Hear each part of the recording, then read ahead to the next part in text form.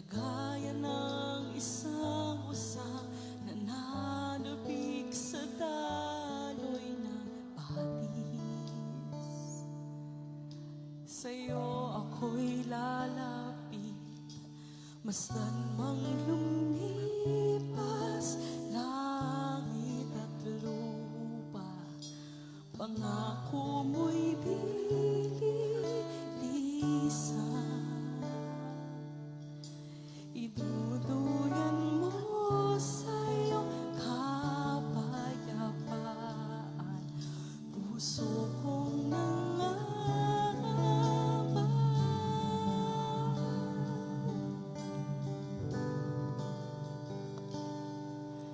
handog ko sa iyo ay awiting may pagsamba.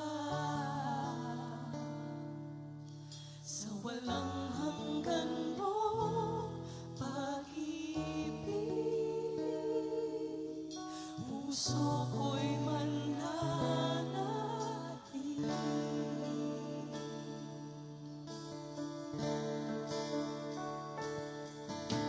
Kagaya ng pagsikat ng araw, liwanag ng iyong walhati, yumayo po sa akin. Kagaya ng along paulit-ulit ang hampas sa tabing dagat. Biyaya mo ay anay, basta mang lumipas langit at lupa. Pangako mo'y lilinisan, itutuyan mo sa iyong kapayapaan. Puso kong nangangamba,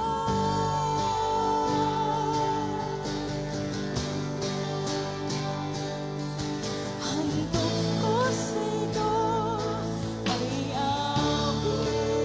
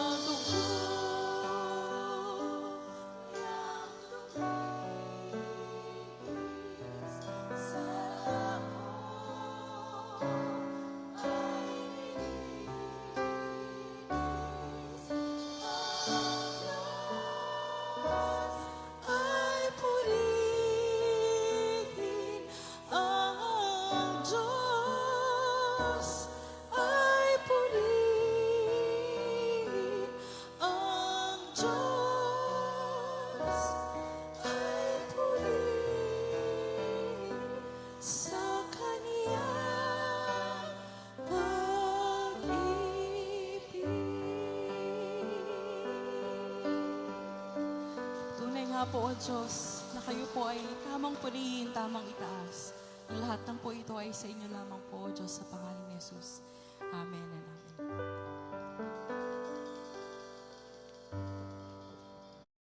Yun nung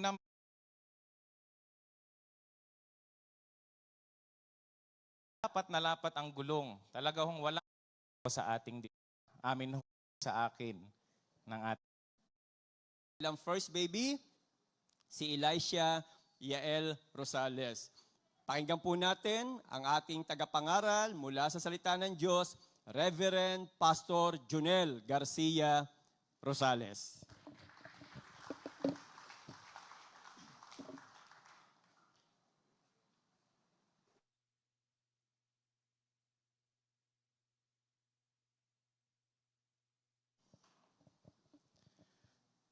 Good morning po sa inyong lahat.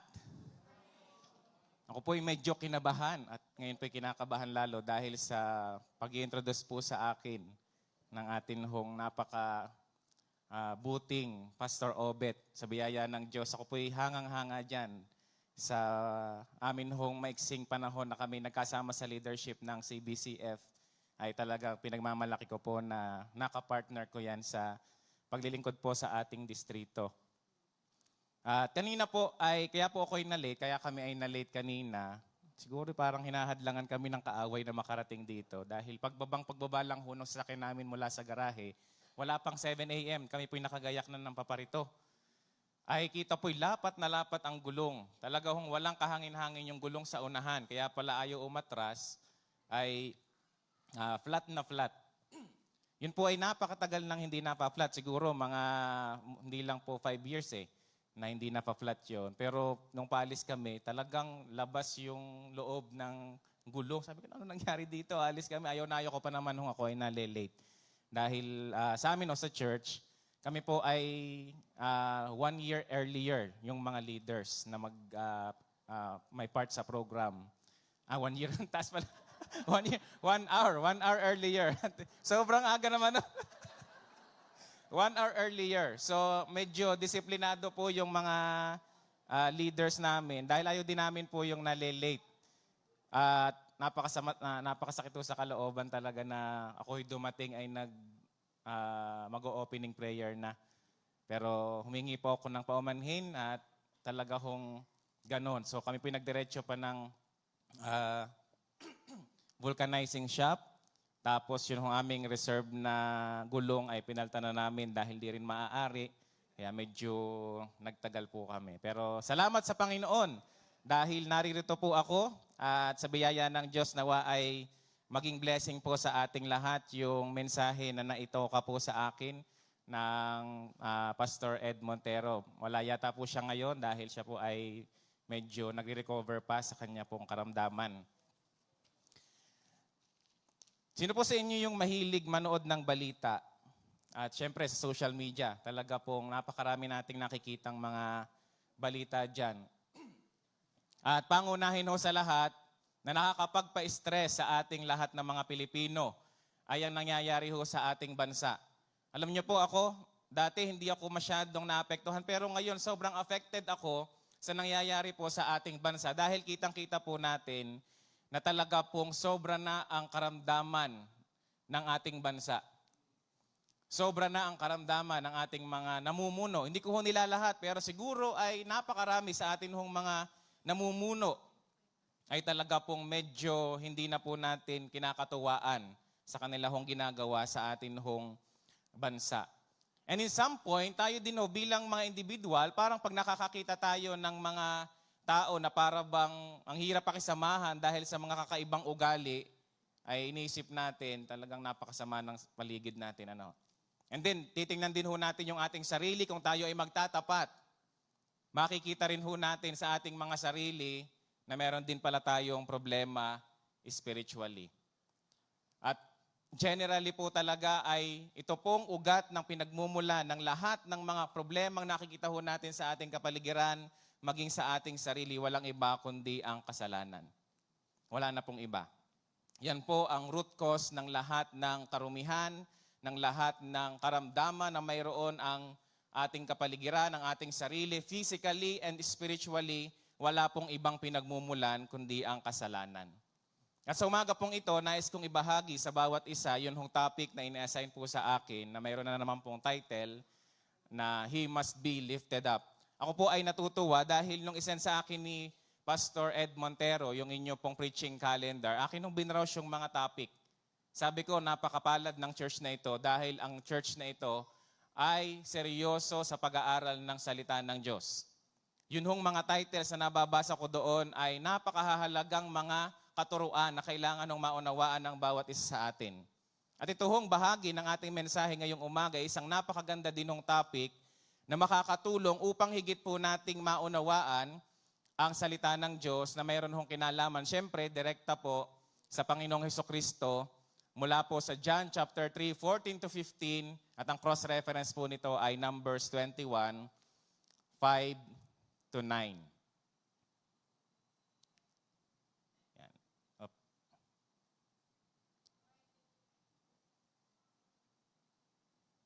Yan.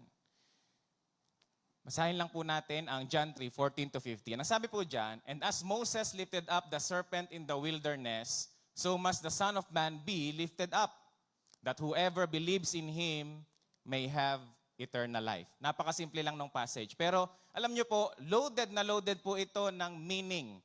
Dahil ito po isang allusion ng pangyayari sa napakatagal ng panahon na hindi po makakalimutan, particularly ng mga Jewish people. Napakahalaga po nito sa kanila dahil ito po ay journey nila patungo sa promised land. So, malinaw na malinaw po na yung sinabi ng Panginoong Hesukristo, nang kausap niya dyan si Nicodemus, ay hindi po maaaring hindi niya maiintindihan yung sinasabi ng ating hong Panginoong Hesukristo. So, dyan po magmumula yung ating passage, ang ating mensahe, at syempre ho, supported po ito ng story na makikita po natin sa Numbers 21, 5 to 19. So ito po yung message natin sa isang pangungusap. Everyone who believes in Jesus, the Son of Man, will have an everlasting life. Alam ko po, hindi na po ito bago sa atin.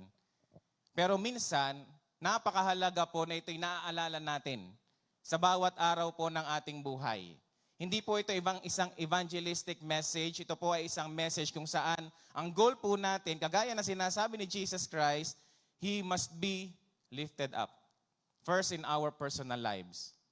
Napakahalaga pong maunawaan natin na yung Panginoong Jesus na itinatanghal ng Diyos ay dapat nakatanghal din sa ating mga buhay at ito ho'y nagsisimula sa isang totoong uri ng pananampalataya sa Kanya. At ito ho yung tanong, why do we need to believe in Jesus? Bakit nga ba? Si dinami-dami ng mga religion sa buong mundo, bakit natatangi yung ating samahan?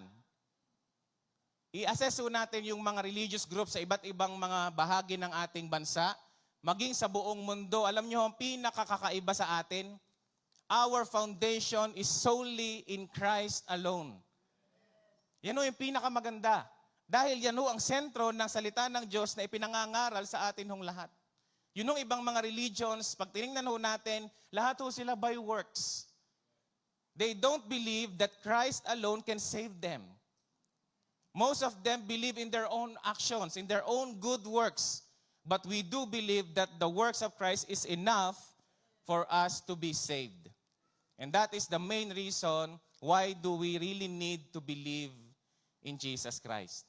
Yung pundasyon po ng ating buhay pananampalataya ay hindi matitinag at hindi mabibigo sapagkat napakalinaw ho sa salita ng Diyos, walang ibang daan para maranasan natin ang isang uri ng buhay. Sinasabing everlasting life, eternal life, kundi sa pamamagitan lamang ng Panginoong Hesukristo.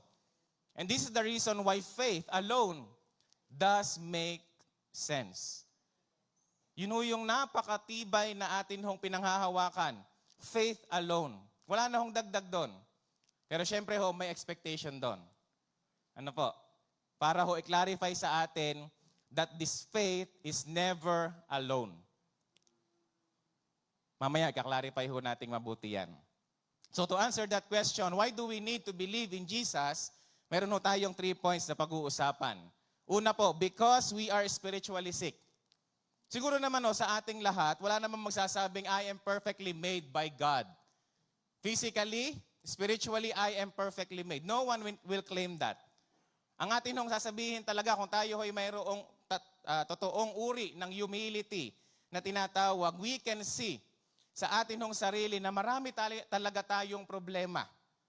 Kahit pa ang dami-dami nating magagandang katangian, maaaring marami nga ito, pero marami din ho tayong problema sa ating sarili because we are spiritually sick.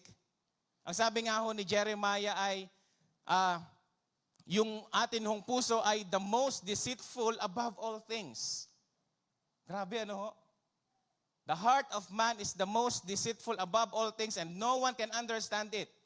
Kumbaga kung isasalin ho natin sa atin hong lengguwahe, ang hirap mong unawain, ang hirap mong intindihin, ang hirap mong mahalin. Naririnig natin yan eh. Ganyan po ang uri ng kalagayan ng atin hong mga puso. It's beyond cure. Kahit pa mayroong napakahusay na doktor na tayo'y kilala, it's beyond cure. The condition that we are spiritually, it is beyond cure. At ito yung makikita natin dun sa story kung saan inallude ni Jesus yung kanyang pagsasabing, just as Moses lifted up the serpent in the wilderness, so must be the Son of God be lifted up. Anong nangyari doon? Grabe ho yung attitude doon ng mga Israelita. Sobrang grabe.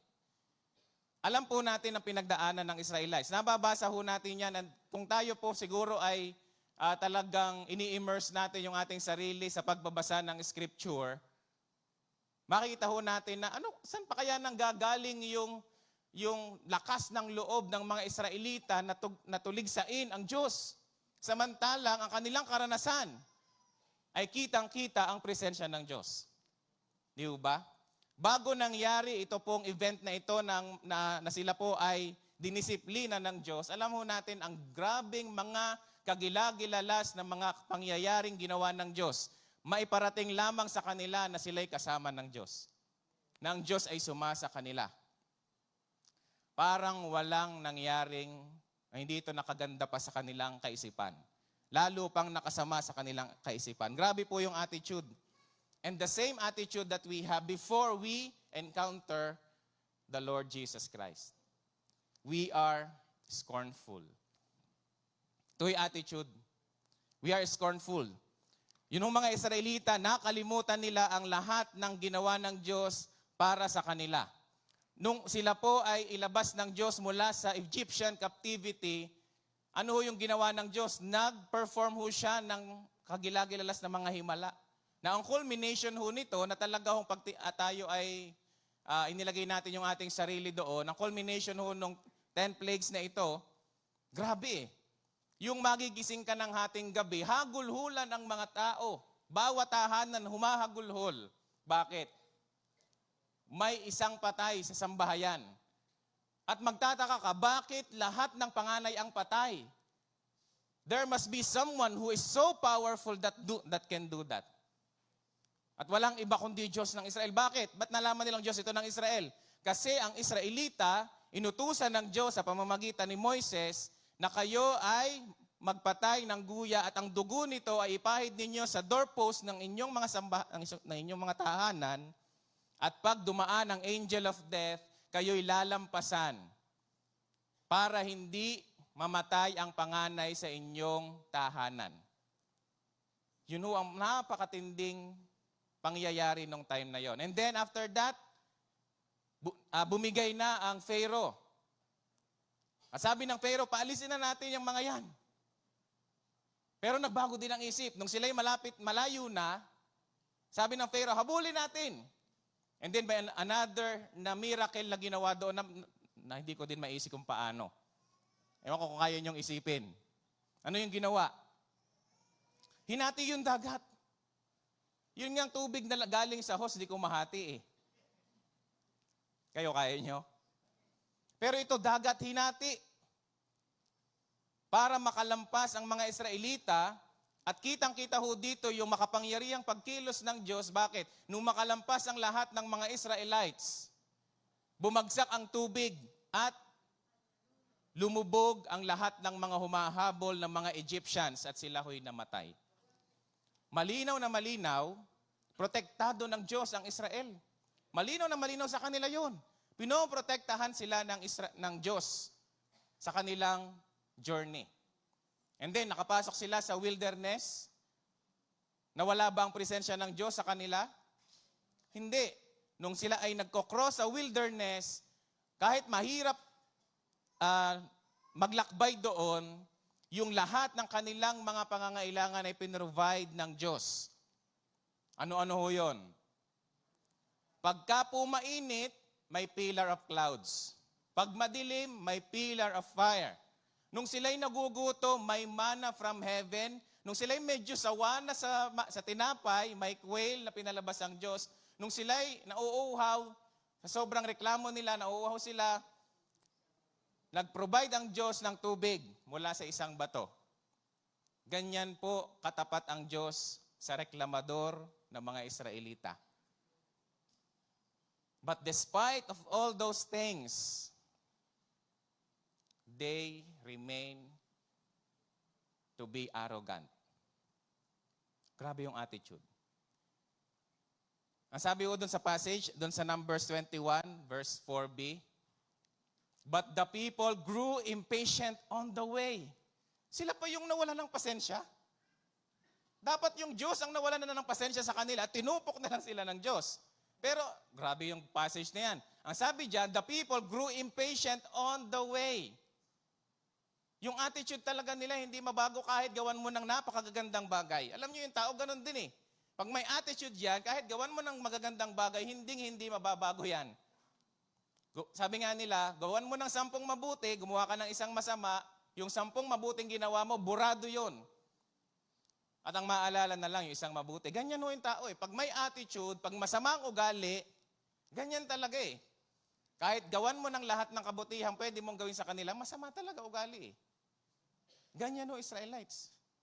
Sa sobrang dami na ng ginawang kabutihan ng Diyos, masama pa rin ang ugali. Hindi talaga kayang baguhin ang kalooban dahil sila po'y lunod na lunod sa kasalanan. Ganyan ho yung kondisyon. At nakakalungkot ho, kahit sa panahon natin, marami hong ganyan. Mga taong nagsasabing kabilang sa bayan ng Diyos, o i-contextualize na natin, mga taong nagsasabing Christians, pero yung attitude, kakaiba. Reklamador din. O ano nangyari ho sa kanila? Kare-reklamo nila. Hindi ho sila nadala sa mabuti ng kanila hong masamang pag-uugali. Because of their scornful attitude. Pangalawa po, we are scoffers.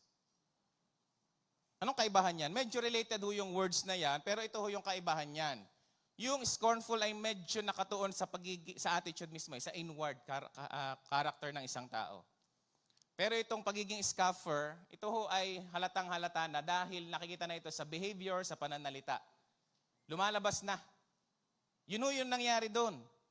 Makita ho natin, after na maging impatient ng mga Israelites, ano hong sinabi nila? Doon ho sa Numbers 21:5a. Alam niyo po, they don't mind behaving and speaking against God. Grabe na ho ito. They don't mind behaving and speaking against God. Wala na silang pakialam. Impatient na eh. Controlled na sila ng kanilang masamang attitude. So ito na ho yung bunga. Sabi ho doon sa Numbers 21 verse 5a, they spoke against God and against Moses. Ang lakas ng loob magsalita laban sa Diyos. Alam na alam nilang ang presensya ng Diyos ay sumasa kanila, pero ang lakas ng loob magsalita laban sa Diyos. Laban sa lingkod ng Diyos. And they said, why have you brought us up out of Egypt to die in the wilderness? Anong uri ho yan ng tanong? Sarcastic. Napaka-sarcastic ho ng question. Ba't nyo kami inilabas sa Egypt? Para lang mamatay dito sa wilderness? Sa Diyos nila yung sinasabi. Nakalimutan na nila yung pinagdaanan nilang mga kagilagilalas na mga experiences, nakapagsalita pa sila ng masama sa Diyos. Grabe ho ang kasalanan ng mga ito. Alam mo natin yung biblical teaching about mocking God, about even mentioning the name of God in vain. Alam mo natin yan kung gaano kabigat na uri ng kasalanan. Pero ito hong pangyayari dito, palagay ko ay higit pa dun They directly spoke against God. At para bang sinasabi nila sa Diyos, ano ba? Diyos ka ba? Nilabas mo kami doon sa Ehipto, pero ang kalagayan namin dito sa wilderness, ganito.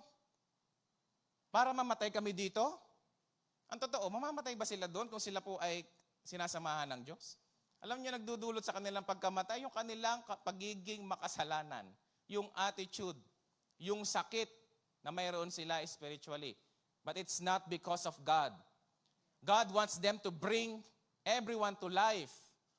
But they refuse because, pangatlo ho, they are selfish. We are selfish. Mahirap pong aminin yan Kasi yung hindi pag-amin yan, magpapatunay niyan.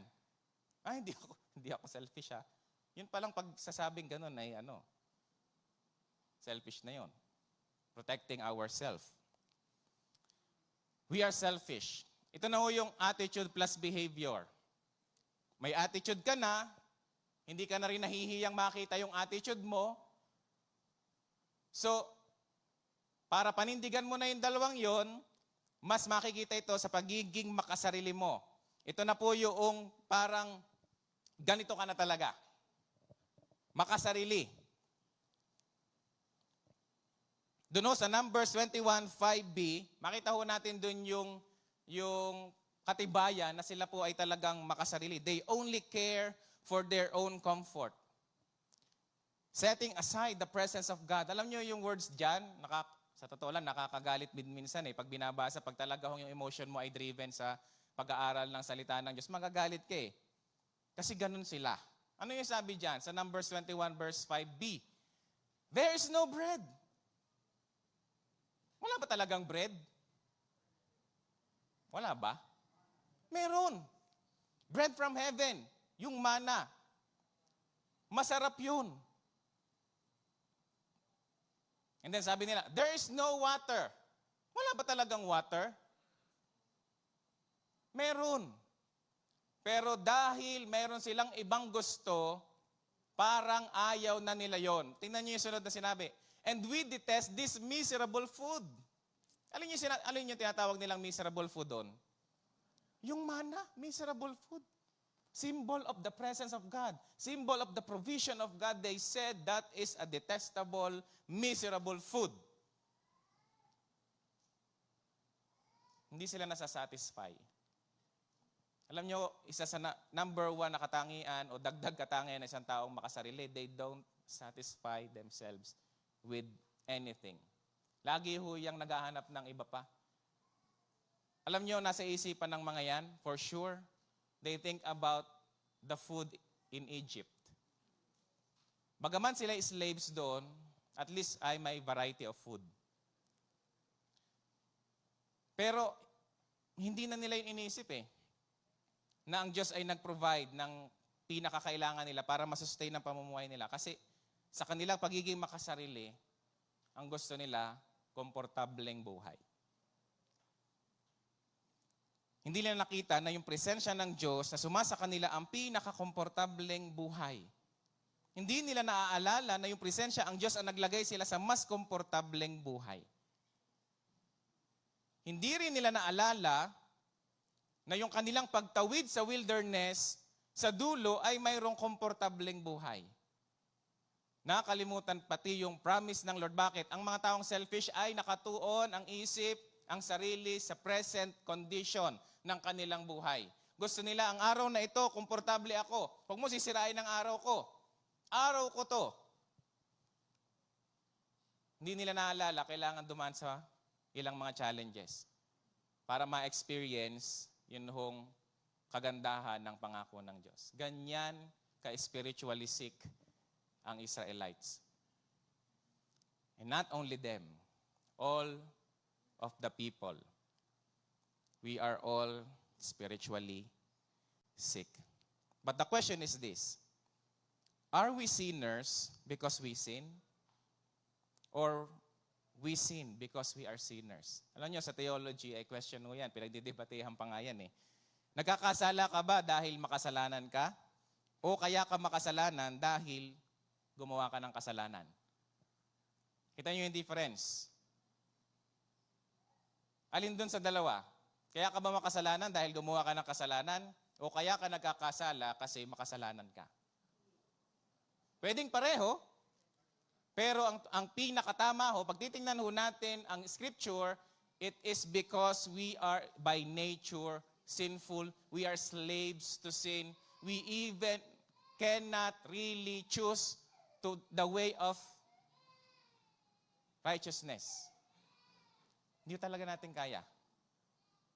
Inclined ang puso, nalason ang puso, controlled ang puso ng karumihan ng kasalanan. And that is the reason why even toddlers, they sin. Kahit hindi naman tinuturuan ng parents.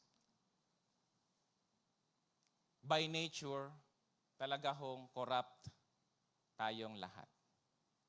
So, nagkakasala tayo dahil makasalanan tayo. Hindi natin yan maiiwasan. On our own, we are hopeless and helpless. And that is the very condition of Israelites before God. Ang kamandag ng kasalanan ay nananalaytay sa kanilang dugo na nagdudulot sa kanila ng kamatayan. I-picture out nyo po ito. May isang tao na sobrang dami ng mga chronic diseases sa katawan. Anong gagawin ng taong iyon? If he wants to live, he will seek everything that will help them heal his condition. Yun ang kanyang gagawin. Can he heal himself? Kung kaya niya yun, hindi na inaabot sa ganun. Kahit ikaw ay dumayet ng dumayet, di ako against sa dieting ha. Kahit ikaw umexercise na ng umexercise, pag magkakasakit ka. At pag malala ang sakit mo, hindi mo kaya yan. Wala kang magagawa sa condition mo. Kahit ubusin mo yung yaman mo, kahit pumunta ka sa pinakamahuhusay na doktor, pinakamagagandang hospitals, pag chronic ang situation mo, you are helpless, you are hopeless. Eh lalo na ho kung spiritual. Yung physical nga, hirap tayo eh. Imposible na eh. Pero yung spiritual, lalong-lalo na ito, dahil ito po ay kondisyon kung saan yung ating immaterial part bilang tao ay lason na lason ng kasalanan. Walang makakatulong sa atin na anumang mga bagay. At lalong-lalong hindi natin kayang tulungan ang ating sarili. This is the thought. Our sinfulness hinders us to see and understand that God is good. Ito yung totoong nangyayari.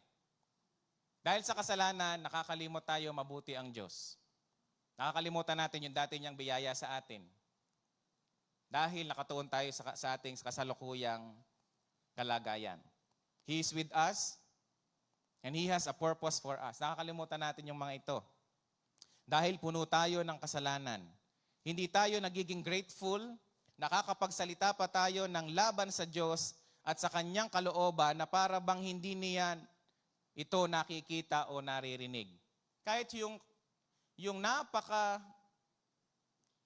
nipis na utterances ng puso natin, dinig na dinig yan ng Diyos. Kahit nasa isip pa lamang natin, dinig na yan ng Diyos. Hindi pa ibinubukan ng bibig, dinig na yan, alam na yan ng Diyos. Alam lang Diyos kung tayo ay laban sa Kanyang kalooban o hindi. At puro sariling kapakanan lamang ang ating tinitingnan. We are desperately in need of spiritual healing. That's the first reason why we really need to believe in Jesus. We are desperately in need of spiritual healing. Pangalawa po, because Jesus is the Son of God. Because Jesus is the Son of God. Kitang-kita ho natin doon sa passage. And of course, ito pong passage na ito, again, ay ang cross-reference yung eksena sa wilderness na sinabi ni Jesus. Mahalaga po yung title ni Jesus as Son of Man. Alam ko ho, malinaw yan sa atin. Kaya ho yung mga Pharisees, kapag naririnig nila yung title na Son of Man, referring to this preacher, ay galit na galit. They can't believe that this preacher claims to be the Son of Man. Dahil unawang-unawa ng mga Pharisees, they are doctors of the law of Moses. In their minds, this is the meaning of the law of Moses. Hindi nila kayang tanggapin na ang isang tao ay magkiklaim ng title na Son of Man dahil alam na alam nila yung meaning ng title. Kiniklaim ni Jesus. Who is this Jesus? And ano yung kaugnayan ng title na ito sa kanyang sa kanyang ministeryo? Una po, He is the divine judge. Yun hong Son of Man title, ang una pong makikita natin dyan, biblical teaching is, bahagi po ng pagiging Son of Man, yun hong pagiging judge. He has the authority to judge. Ang pagiging Son of Man ay mayroong tungkulin, at ito po ay kanyang talaga hong katangian na humusga at husgahan ang lahat ng tao. Pero, ito yung ginawa niya. Though He is the judge, He took the judgment. He took the judgment. Jesus took the judgment. Isipin niyo na lang mabuti. Ako hukom. Alam kong ako'y matuwid na hukom. Itong mga nandito sa harapan ko, kunwari, ay mga taong dapat hatulan. Pero dahil ayaw kong sila hatulan, ako na lang ang hahatulan. Sa isipan ho ng isang tao na hindi perfect ang katangian, bakit ko naman gagawin yun? Di ba? Ba't ko gagawin yun? Nababaliw ba ako? Ako ang larawan ng katuwiran, ipapatong sa akin yung lahat ng hatol? Ba't ko naman gagawin yun? Ganyan ang isip ng tao. Pero ang isipan ng Diyos ay hindi ganyan. Dahil sa kanyang matinding karunungan, habag at biyaya, Jesus took all the judgment that is due to all of us. Doon sa Numbers 21 verse 6, mababasa ho natin dyan. Then the Lord sent venomous snakes among them. They beat the people and many Israelites died. Bakit ho nagpadala ang Diyos ng ahas? Makamandag na ahas? Dahil ang mga Israelites ay blasphemous. Mga reklamador, mga impatient, mga nagsasalita laban sa Diyos. At ang disiplina ng Diyos sa kanila, ang parusa ng Diyos sa kanila, sila ay tutuklawin ng ahas. At yung ahas na ito ang nagdulot upang mamatay ang ilang mga Israelita. At kita ho yun ng mga ibang kasamahan nila. Ganun na yung kondisyon. Kung ikaw ay nasa isang napakalaking multitude at makita mong napakaraming mga ahas na nanunuklaw ng mga kasamahan mo at pagkatuklaw sa kanila ay agad ay namamatay, ano kaya yung damdamin, feeling natin? Sobra tayong takot na takot dyan. Hindi na natin alam ang gagawin natin, pero wala tayong magawa. Desperado na tayo. Mayroon bang solusyon to? Wala nang solusyon. Ito'y hatol ng Diyos sa kanila. Dahil sa kanilang pagiging makasalanan. So dito po makikita natin yung weight ng pagiging makasalanan, it will cost their lives. Physically. And of course, spiritually. Yan ho ang bigat ng kasalanan. Yung bigat ng kasalanan yan, kasama ang kasalanan ng lahat ng mga lahi, lahat ng mga bansa, binalikat ni Jesus para siya ang tumanggap ng hatol ng Diyos. And because of that, Jesus became our divine Savior. Mababasa ho natin yan. Jesus is the divine Savior. At itong serpentine typology na ito na mababasa ho natin sa Numbers 21 ay katibayan ng pagliligtas ng Diyos sa mga makasalanan. The bronze serpent is a type of Christ. Yun ho ay tinuturo ng Panginoong Hesus mismo. Kaya nga sabi niya ay just as the serpent in the wilderness. Tinutukoy niya yung bronze serpent in the wilderness, and then afterwards, sinukoy niya yung kanyang sarili, so must be the Son of Man. So sinasabi niya dito, yung bronze serpent na nagligtas sa mga Israelita para hindi sila mamatay dahil sa tuklaw ng ahas, yun ay simbolo ng kanyang pagliligtas sa mga taong titingin din sa kanya. Alam niyo, mahirap yung sitwasyon. Bakit? Ikaw ay takot na takot sa ahas. Yun ang pumatay sa ilan mong makasamahan. Tapos pinagawa ng Diyos si Moses ng ahas din. Hindi ba pwedeng iba? Bakit ahas? Hindi ba pwedeng pamalo? Ano? Kasi napapatay sa ahas. Pero ahas ang sinabi ng Diyos na gawin ni Moses, ikabit mo sa post, sa pole, and then itayo mo doon, at sino mang titingin dyan, ay gagaling sa kanilang karamdaman. Madali kayang tumingin doon? Kung takot na takot ka na sa itsura ng ahas. Kasi nagkandamatay na yung iba mong kasama, at ikaw din, natuklaw na malapit ka na rin mamatay. So it will took a kind of faith na may courage tumingin doon. At paniniwala doon sinasabi ni Moses.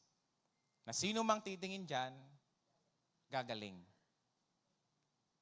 So in their very desperate condition, they need to believe. At ito yung isang picture kung ano ba talaga yung pananampalataya na sinasabi ho naman natin dito sa New Testament. Na hindi po ito yung easy believism. Hindi ho ito yung sabihin mo lang ako'y naniniwala kay Jesus. Hindi ho yun ganun lang. At mamaya tatalakayin ho natin yung tungkol doon. Pero malinaw na yung bronze serpent na type ni Jesus Christ o yung typology ni Jesus Christ ay yun ay naglalarawan ng kanyang pagliligtas. Jesus Christ took all our sins. He took all our sins. And then letter C, He is the divine authority. He has the authority to forgive sin. Ito ho yung reason kung bakit, again, questionable sa mga Pharisees ang claim ni Jesus because they understood that the title Son of Man is the authority of God to forgive sin. Mababasa ho natin sa Daniel. Talagang mataas na uri ng authority ang title na Son of Man. Kaya ho galit na galit ho yung mga Pharisees kahit nung na-witness nilang sa halip na sabihin ni Jesus na you are healed. Ang sabi ni Jesus ay, you are forgiven. Galit na galit yung mga Pharisees. They cannot accept what they are hearing from this picture. Because yan ho yung kahulugan ng pagiging Son of Man. But thanks to God, because sa atin hong mga panahong ito, nababasa ho natin ang Scripture. At tayo ay pinagkalooban ng Diyos ng pananampalataya. Isang uri ng pananampalataya na nagliligtas. So tingnan ho natin, yun yung sickness natin spiritually, dahil sa sinfulness ho natin, talaga hong malalat, hindi tayo magnanais na lumapit sa Diyos. Pero dahil sa biyaya ng Diyos, yung atin hong lason na spiritual na buhay, na sabi nga ho sa New Testament ay spiritually we are dead, He put life through faith. Kaya kung tayo ho'y nananampalataya kay Jesus, it's because of the grace of God. Ephesians 2:8 and 9. For it is by grace you have been saved through faith. And this is not from yourselves, it is the gift of God. Not by works, so that no one can boast. Pag binasa ho niyo yung context ng buong chapter 2, ang tanong doon, what is the gift? What is really the gift there? Is it the grace, the word grace? Yun ba yung gift? If that is the gift, it's redundant. Because the meaning of the grace, the word gift, is gift. So for it is by grace that you have been, for it is by gift that you have been saved. Through gift, parang sala. For it is by gift that you have been saved through gift. So the gift there is the faith.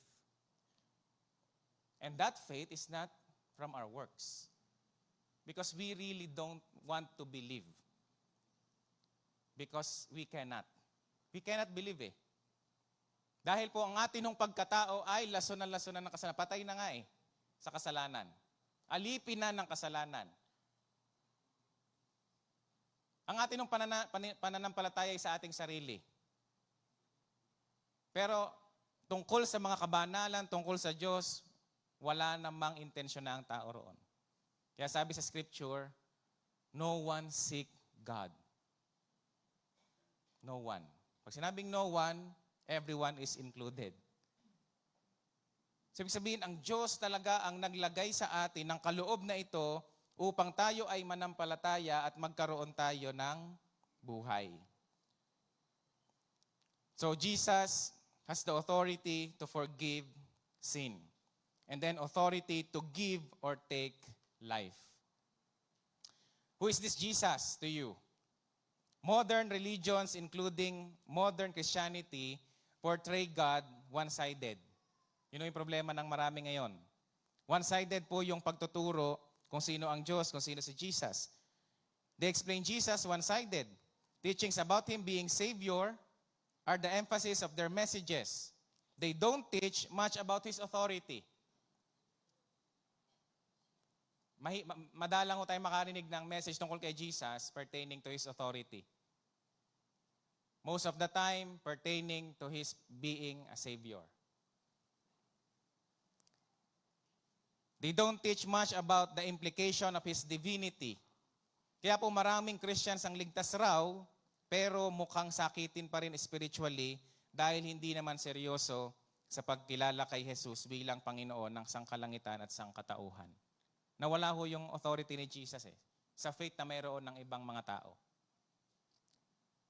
Yung faith nila ay nagre-rest lamang sa pagiging Savior ni Jesus, but they don't believe that Jesus has the authority over all of their life. And that's the reason why it's easy for them to disobey. The reason why it's easy for them to neglect the will of God, to do what Christ did when He was here on earth. Because the faith that they have is not the kind of faith that is complete, understanding the authority of Jesus. The Son of Man is God's embodiment of His justice and grace. And so here's the thought. Because of God's great love, we are not consumed. Familiar words. He sent forth His Son, the Son of Man, the divine authority in heaven and on earth, who took the form of a natural man and became the object of God's wrath towards our sin and died on the cross. Ang pagmasdan siyang nakabayubay sa krus ay kahihiyan sa paningin ng mga makasalanan, ngunit kaluwalhatian sa paningin ng Diyos. Alam niyo yung word na ginamit doon na hupsu, yun ho yung Hebrew word. At translate ho sa Septuagint, sa Greek. na lifted up ay ginamit to refer to Jesus' crucifixion. Very ironic. Nilulook down ng mga tao ang pag-crucify kay Jesus. Sino ba namang mamamangha doon? Pinaparusahan ka sa krus ng Roman soldiers. Pero dito po sa scripture, same word sa Hebrew, translate sa Greek, referring to the crucifixion of Jesus, it only means that the crucifixion of Jesus is God's way to exalt Him. It's not the way of man, but it's God's way to exalt Christ. Sa lahat ho ng sulat about crucifixion, 4 times, yun lang naman yun, ni-refer ito sa crucifixion. Kaya, saktong-sakto ho yung pagpapaliwanag na yung bronze serpent na inilift doon sa wilderness, ang tinutukoy na fulfillment ay yung crucifixion ni Jesus Christ. So, this is the very meaning of Jesus being lifted up. The cross is also the way to Christ's exaltation. Kaya sentro sa ating pananampalataya ang cross. The message of the cross. Then lastly po, why do we need to believe in Jesus? Because in Jesus, there is eternal security. In Jesus alone, there is eternal security. But before we can experience eternal security, we need to repent. That's the first one. Alam niyo po, yung nangyari sa mga Israelita, nung sila po ay talagang desperado na sa kanilang kalagayan sa buhay, sa pagiging buhay, talaga hong nadama nila ang pangangailangan nila sa Diyos. Kaya sila lumapit kay Moises, pakiusap, manalangin ka sa Diyos na kami ay tulungan. Wala silang kayang gawin eh. So after nilang balasubasin ang pangalan ng Diyos, sorry ho sa term, humihingi na ngayon ng tulong. Kung tao ang lalapitan nun, matapos mo akong ganyanin, hihingi kang tulong, magdusa ka. Yan ang sagot ng mga tao. Pero dito ho, nung sabihin ng mga tao kay Moises, ipag-pray mo naman kami sa Diyos, mamamatay kami. Pinag-pray ni Moises ang mga Israelites. Yun hong paglapit ng mga Israelites na ito ay larawan ng isang pagsisisi. But a momentary kind of repentance lang. Yun ho yung ginawa nila. Kasi ang serye ng buhay ng mga Israelites, susunod, susuway, didisiplinahin, susunod, susuway, didisiplinahin pa. Ulit-ulit na ganun. All throughout their history, ganun. To the point na nahimik na ang Diyos. After the prophet Malachi, God kept Himself silent for more than 400 years. Dahil ang mga Israelites na ito parang hindi natututo. Paulit-ulit. Sunod-suway. Pag pinarusahan, saka magsisisi, susunod, susuway ulit.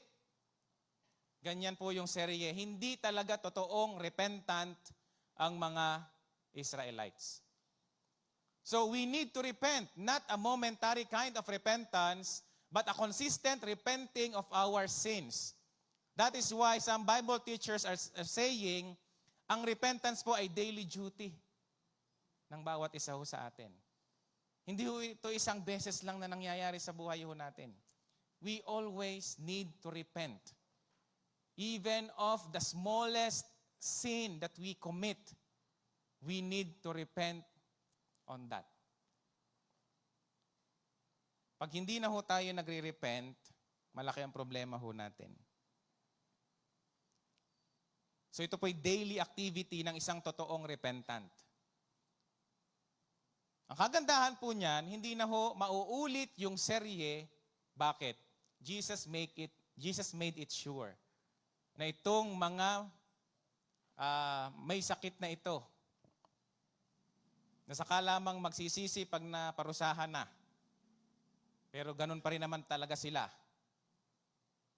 Babalik at babalik pa rin sa kasalanan. hindi na ho yun mauulit. Bakit? Ginamot na eh. Ginamot ka na ng pangwalang hanggang manggagamot. Hindi ho ibig sabihin niya, hindi ka na magkakamali. But God changed the desires of our hearts. Hindi na ho tayo masayang gumawa ng kasalanan. Sinong masaya sa inyong gumawa pa ng kasalanan? Wala na. Hindi na tayo proud magkasala. Pag na-rebuke tayo, hindi na tayo makatulog. Kasi gusto natin tayo ay makapagsisi sa Diyos. Gusto natin na ang ating patotoo ay maayos. Yun ang larawan ng isang taong totoong repentant. Although hindi natin kayang mamuhay perfectly for now, but the desires, our spiritual part of being human is already cured. Wala na hong lason diyang nananalaytay. Kaya nga sabi ko sa teachings ni Paul, hindi na ho tayo slaves to sin. We are now slaves to righteousness. Ano yung desire ho natin ngayon? Nabaliktad na. Tumalikod na tayo sa kasalanan eh. Nagrepent na tayo eh. So yung desire ho natin, talagang ibang-iba na. Our only desire is to obey God. Although there were times na talaga hong parang nagkakasala tayo, pero it will not remain like that. We will continue to repent and ask God to work in our lives para ang atin hong buhay makitaan po ng totoong katuwirang kagaya ng ginawa ng Panginoong Jesucristo, so that ma-fulfill yung goal natin to be transformed from glory to glory unto Christ-likeness. Gamot na tayo.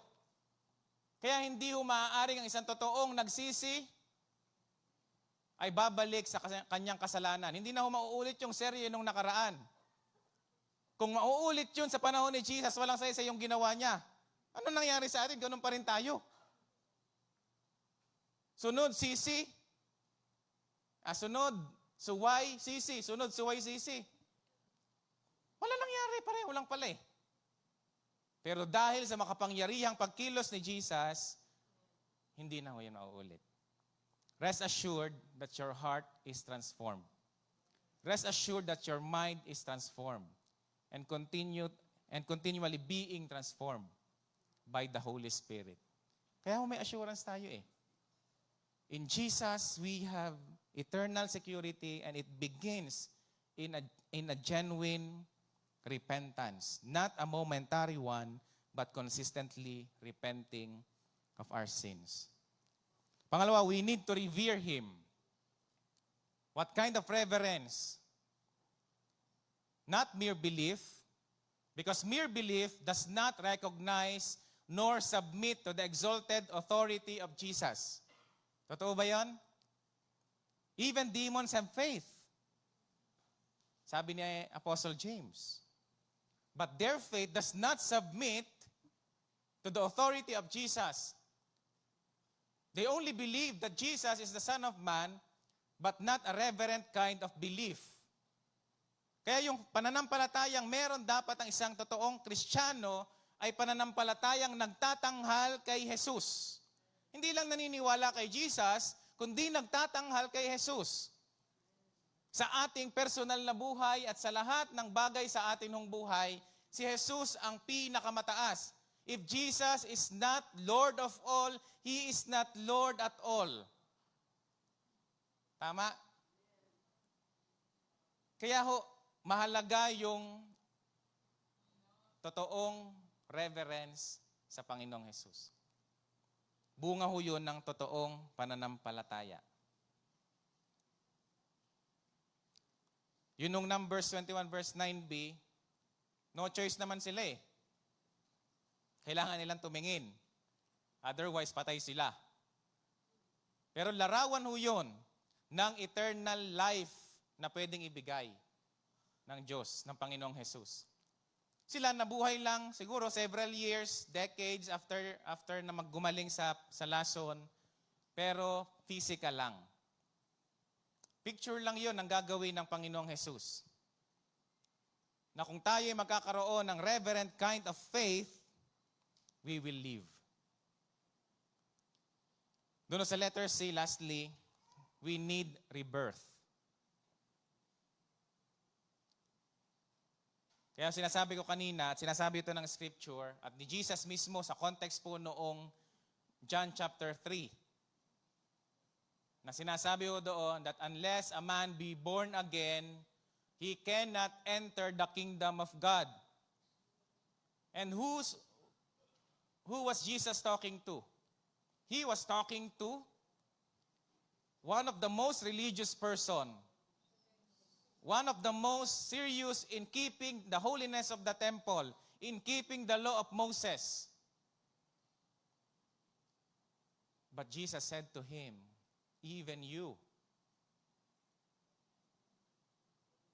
unless a man be born again, he cannot enter the kingdom of God. Yun yung context ng usapan doon. Itong passage na ito, medyo padulo na yung atin ng passage. Pero nakapag-usap na ho sila.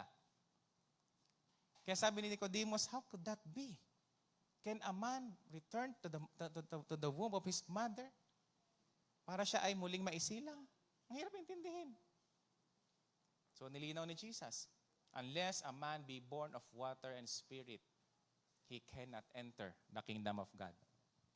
So yung pinag-uusapang birth dito ay from the Spirit. From the cleansing of the water. Not the actual water, but the cleansing power of the Word. Unless a man be born by water and Spirit, he cannot enter the kingdom of God. We need rebirth. Kailangan nating mabuhay ulit. Dahil namatay tayo. Doon sa 21:9 part C, kita ho natin doon, at lahat ng tumingin sa bronze serpent, sila'y nabuhay. Picture lang yan ng ultimate life na ibibigay ni Jesus. That whoever believes in Him will not perish, but will have an everlasting life. The very passage next to our passage. The very passage that I think most of the Christians are memorized. Sabi nga nila, pag hindi mo daw memorize ang John 3:16, di ka Christian. Kaya ingat-ingat ho tayo. No? Yun ho yun. Kaya napakaganda ng pangako sa atin ng Panginoong Jesus. In Jesus, there is eternal security. Do we now have eternal life? Or are we still waiting for it? Meron na ba? Totoo po yan. Buti na lang. Tama po ang inyong understanding. Ano po? We already have eternal life. While our physical body is subject to death, our spiritual part is already eternal. Kaya may assurance eh. Otherwise, wala tayong katiyakan dyan. Pero yung spiritual na bahagi ng buhay ho natin, nandoon na yung eternity. Even now, we experience eternity, for we are being transformed from glory to glory and more into conformity to Christ. Kaya kahit ngayon pa lang, malalaman po nating mayroon na tayong buhay na walang hanggan. Hindi tayo kagaya ng iba na ang Diyos lang nakakaalam. Alam na ho natin eh. There are marks of eternity in our life. Malinaw na mga marka na nasa atin ng eternal life. Kapag nakikita natin ang kapangyarihan ng Diyos na bumabago sa ating lumang pagkatao at makasalanang pamumuhay, tiyak pong mayroon na tayong eternal life. Kita niyo po ba ang pagbabago sa inyo ng Diyos? Congratulations. You have eternal life. Tiyak ho tayo dyan. Eternal life is already in us but not yet fully consummated. Yun ang hinihintay natin, yung full consummation. Sabi po ng isang nanonood sa vlogs ko, kayo po ba yung nanonood sa vlogs ko? Napapanood niyo po ba ako? Doon sa hindi ay popromote ko yung aking page, Jonel Garcia Rosales. Marami ho ako dong mga vlogs about church, doctrines, and socio-political issues. Yun ang mga goal ko na i-vlog. Pero meron ho dong mga nagko-comment. Siyempre, marami-rami na din hong mga nanonood eh. Meron akong isang video doon, halos 200,000 na yung views. mayroon nung nag-comment doon, sabi, ang pagtuturo ko daw ng assurance of salvation ay nag-aalis sa mga tao ng responsibilidad na sila'y manatiling masunurin sa Diyos. Sabi ko, paano nangyari yun? Yung assurance of salvation, magli-lead sa tao para hindi maging masunurin. Ang kanyang argument, pag daw tiniyak mo sa taong ligtas ka na forever, hindi na ho yan magsisikap sumunod. Kahit daw yung gumawa ng kasalanan, sabi ay, ligtas na ako eh. Pero sabi ko sa kanya, no, you misunderstood the scripture. The assurance of salvation is strengthening our faith, our hope. And because it is being strengthened, we believe that the works of God in our life will fully be consummated. That He who began a good work in you is able to complete it until the day of Christ. Is that passage not assurance? That He who began a good work in us, that He who give us this faith, this saving faith, He Himself, the same He, is able to complete that until the second advent of Jesus Christ. Hindi ba kayo natutuwa dyan? Pati kayo pumapalakpak.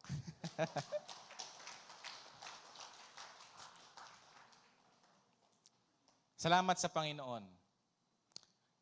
Last thought, the crucifixion of Jesus led to His glorification and exaltation. Jesus' death on a cross is God's victory over the sting of sin that kills the people. Those who believe in Him will have eternal life. Eternal life refers not only to eternal quantity, but divine quality of life that genuine believers will experience. Kaya sulit na sulit, tayo makakadama ng sulit na sulit ang pananampalataya sa Panginoon. Ang sarap mabuhay para sa Diyos. Amen? Hindi na mauulit ang serye ng paulit-ulit na pagsuway ng mga tao matapos nilang maranasan ang pagpapagaling ni Jesus sa kanilang espiritual na karamdaman. Hindi na rin ho tayo magkakasakit na kagaya nung parang laging alipin ng kasalanan. Dapat ipagdiwang yan ganyan eh. Hindi ho ba? So, to conclude, the Son of Man is lifted up with all authority and dominion from everlasting to everlasting. He rules His kingdom. He rules the hearts of His people. What a grace. What a privilege that we all can say, Jesus, my Lord, my King, my everything. He must be lifted up. Itinanghal ng Diyos si Jesus sa pinakamataas na uri ng kalagayan. God Himself exalted Christ in the highest authority. Tayo pa ba? Tayo pa ba ang hindi magtatanghal sa Kanya sa lahat ng bahagi ng ating buhay? Siya lamang at wala nang iba ang dapat maitaas sa atin hong buhay. Glory to God na tayo po ay manalangin. Ama naming Diyos, nagpapasalamat po kami dahil di talaga namin kayang sukatin ang inyong biyaya sa amin. Kung talaga hong kilala namin ang aming sarili, kahit kami, alam namin hindi kami karapat-dapat. What a grace. What a kind of love that you have for us. Sino po kami? That you are so mindful of us. You have promised us eternity in Christ. We thank you, Lord. And what can we offer you except a life that is grateful to you? A life that desires to obey and surrender to you. A life that desires to be like Christ. Lord, work in us and through us. Let Christ be lifted up all the time in our life. Wherever we go, whatever we do, whatever the situation, let Christ be lifted up in our life. Salamat po, Panginoon, dahil napakasarap balik-balikan ng inyong mga salita na nagpapatibay sa amin ng pananalig sa inyo. Pagpalain niyo kami, pagpalain niyo po ang lahat ng members ng Tanawan Bible Church, maging ang kani-kanilang pamilya, kani-kanilang ministeryo, kani-kanilang duty na maghayag ng mabuting balita. Lord, pagpalain niyo silang lubos. Sa pangalan ng Panginoong Jesus, Amen and Amen. Salamat po at purihin ang Panginoon.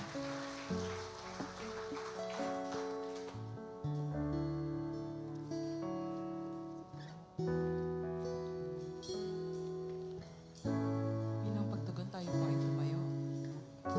Atin pong awitin ang kantang ito.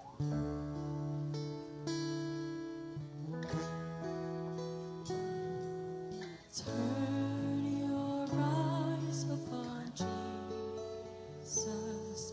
Look full in His wonderful face, and the things of earth will go strangely dim in the light of His glory and grace.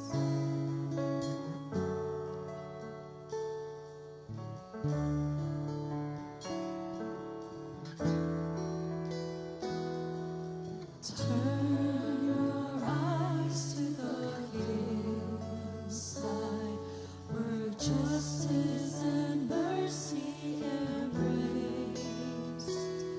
There the Son of God gave His life for us, and a measureless debt was erased. Jesus, to you we lift our eyes. Jesus, our glory and our prize. We adore you, behold you, our Savior ever true. Oh Jesus, we turn our eyes to you.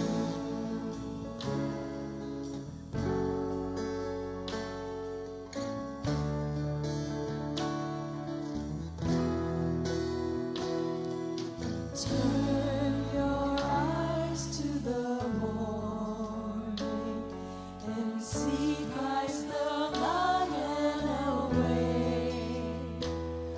What a glorious thought, fear of death is gone, for we carry His life in our veins. Jesus, to you we lift our eyes. Jesus, the glory and our prize. We adore you, behold you, a Savior ever true. Oh Jesus, we turn our eyes to